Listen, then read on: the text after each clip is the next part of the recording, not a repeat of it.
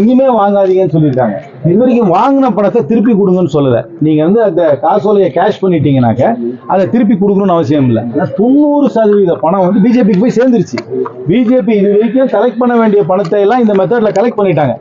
இனிமே வாங்காதீங்க, யார்கிட்ட வாங்கினீங்கன்னா பட்டியலை கொடுங்கன்னு தான் சொல்லியிருக்காங்களே ஒழிய நீங்க இந்த முறையில வாங்கின பணத்தை அவங்க திருப்பி கொடுங்கன்னு சொல்லாதனால என்ன பொறுத்த வரைக்கும் பிஜேபிக்கு ஒரு பெரிய பாதிப்பு வராது. மற்ற எந்த கட்சிக்கும் இந்த அளவுக்கு நிதி வரல. அதற்கு மேலாக அந்த தீர்ப்பு வந்த உடனே எங்க கட்சியில இருக்கிற கொஞ்ச நஞ்ச நிதியை கூட நீ 2019 வந்து இன்கம் டாக்ஸ் ரிட்டர்ன் 45 நாள் லேட்டா போட்ட 14 லட்சம் ரூபாய் கேஷ் டொனேஷன் வாங்கினதை காமிக்கிறதுன்னு சொல்லி 110 கோடி ரூபாய் அட்டாச் பண்ணி வச்சிருக்காங்க. அதனால இந்த வரவேற்க தீர்ப்பு தான்.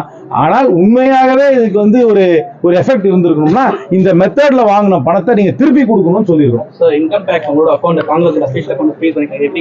வந்து ஒரு பழிவாங்கும் செயலா தான் பாக்குறேன். ஏன்னா ஒரு 45 நாள் லேட்டா ஃபைல் பண்ணாங்கன்னு சொல்றதுக்காக 14 lakhs கேஷ்ல டொனேஷன் வாங்கினதுக்காக 110 கோடி ரூபாய் அட்டாச் பண்றேன்னு சொல்றது ஒரு பழிவாங்கும் செயல். தேர்தலுக்கு முன்பாக ஒரு வாடிக்கையாக ஒரு அரசியல் கட்சியை வந்து நடத்துவதிலிருந்து முடக்க வேண்டும் என்பதற்காக எடுக்கப்படுகின்ற நிகழ்வா தான் நான் அதை பாக்குறேன். சார், நீங்க மறுபடியும் இந்த எலெக்ஷன் வந்து உங்களுக்கு டிக்கெட் தரக்கூடாதுன்னு சொல்லிட்டு உங்களோட வந்து ஒரு ரெசல்யூஷன் பாஸ் பண்ணிருக்காரு.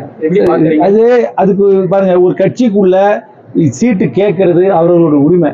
2019 அவர் சீட்டு அவர் கேட்டாரு. ஆனா தலைமை ஒரு முடிவெடுத்தாங்க.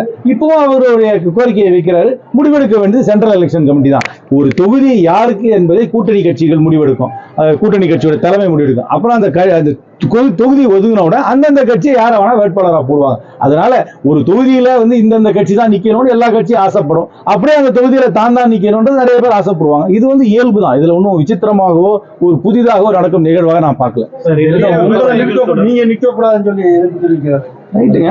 அவரு 2 பேர் அவருடைய கருத்தை அவர் சொல்றாரு. எனக்காக அவருக்கு மாற்று கருத்து சொல்றதுக்கு நிறைய பேர் இருக்காங்க. முடிவெடுக்க வேண்டியது சென்ட்ரல் எலெக்ஷன் கமிஷன் தானே. இதுல இருக்கு எல்லா கட்சியிலுமே நிறைய பேர் ஒரு சீட்ல வந்து ஒரு சீட்டு மேல 2-3 பேர் ஆசைப்படுறது அந்த கட்சியோட உயிரோட்டத்தை தான் காமிக்குது. அது தெரியாதுங்க. அது ஏன்னா இருக்கிறது 39 தொகுதி தான். அது திராவிட முன்னேற்ற கழகம் தான் கூட்டணிக்கு தலைமை தாங்குறாங்க. அவங்க தான் அது பங்கிட்டு கொடுக்கணும். புதிய அரசியல் கட்சிகள் கூட்டணிக்கு வருவதற்கும் வாய்ப்பு இருக்கு. அந்த ஃபேக்டர்லாம் எடுத்துக்கிட்டு எல்லாருடைய சாட்டிஸ்ஃபேக்டரி லெவல்ல என்னை பொறுத்த வரைக்கும் சீட்டு ஷேரிங் எல்லா கட்சியும் நிறைய தாங்க கேட்பாங்க. எவ்வளவுதான் நிறைய கேட்டாலும் 39 தான் பங்கேற்க முடியும். அதுக்கு மேல ஒரு சீட்டு முடியாது. எல்லா கட்சிக்கும் எந்த அளவுக்கு அதிகமாக நிக்கணும் விரும்புறாங்களோ அது நியாயமா தான் விரும்புவாங்க. ஆனா கடைசியில சீட்டை பிரிச்சு கொடுக்கறது அந்த 39 தான் கொடுக்க முடியும். என்னை பொறுத்த வரைக்கும் சாட்டிஸ்ஃபேக்டரியா இருக்கும். தேசிய அளவுல காங்கிரஸ் கட்டமைத்த இந்திய கூட்டணியை உடஞ்சு ஒரு மாநிலத்திலும் ஒரு தேர்தல் இலக்கணம் இருக்கு. அந்தந்த இலக்கணப்படி சில அரசியல் நிகழ்வுகள் நடக்கின்றன. தமிழ்நாட்டை பொறுத்த வரைக்கும் இந்தியா கூட்டணி வலுவாக இருக்கிறது. ஒரு கட்சி கூட எங்க கூட்டணியிலிருந்து வெளியே போல. இன்னும் புதுசா வந்து கட்சி சேர்றதுக்கு தான் வாய்ப்பு இருக்கு. ஆனா தமிழ்நாட்டை பொறுத்த வரைக்கும் என்னுடைய பார்வை தமிழ்நாடு தான். என்னுடைய சிந்தனை தமிழ்நாடு தான். 39 தொகுதிகளில் நான் திருப்பி அடிச்சு சொல்றேன், திராவிட முன்னேற்ற கழகம் காங்கிரஸ் கட்சி கூட்டணி 39 தொகுதிகளில் வெற்றி பெறும். தமிழ்நாட்டில் பிஜேபிக்கு பாசிபிலிட்டியே கிடையாது.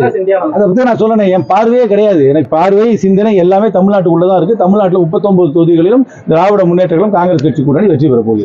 மேகதாதுல வந்து திரும்ப வந்து அங்க வந்து அணை கொண்டு வரதுக்கு செயல்பாட்டு கொண்டு வரதுக்காக அந்த அணை வேலைகளை செயல்பாட்டு கொண்டு வரதுக்காக ஒரு சிறப்பு மண்டலமும் 2 துணை மண்டலங்கள் அமைச்சு அங்க வந்து பட்ஜெட் ரெடி பண்ணியிருக்காங்க.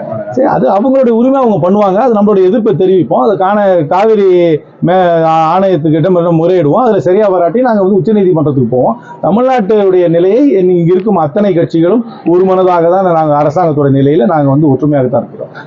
அவர்களுடைய நிலைப்பாட்டை சொல்வார்கள், நம்ம நிலைப்பாட்டை சொல்லுவோம். அதுக்கு தான் உச்சநீதிமன்றம் இருக்கு. உச்சநீதிமன்றத்தில் போய் பார்த்துக்கலாம். டெல்லி விவசாயிகள் போராட்டம் தொடர்ந்து நடந்துச்சு. தமிழ்நாட்டையும் வந்து தஞ்சாவூர்ல விவசாயிகள் காமன் பீப்புள் எல்லாருமே இந்த அரசாங்கத்துக்கு எதிராக தான் இருப்பாங்க. மத்தியில் இருக்கும் பிஜேபி அரசாங்கத்துக்கு எதிராக இருப்பாங்க. விலைவாசி நீங்க பாத்தீங்கன்னா மிக மோசமான நிலையில ஏறி போச்சு. விவசாயிகளுக்கு கொள்முதல் விலையெல்லாம் குறைஞ்சு போச்சு. அதனால காமன் பீப்புள் கேட்டீங்கன்னாக்க அது மீடியால வர்றது கிடையாது. அதை வந்து அந்த நியூஸை வந்து இருட்டிக்கிறாங்க. ஆனா இந்த கோபம் கீழே இருக்கு. அந்த கோபத்தை வெளியே கொண்டு வரும். தமிழ்நாட்டில் எப்படி பாஜக மேல கோபம் இருக்கிறதோ அந்த கோபத்தை மற்ற மாநிலங்களும் வெளியே கொண்டு வந்தாங்கன்னா என்னை பொறுத்த வரைக்கும் கூட்டணிக்கு நல்லா இருக்கும்.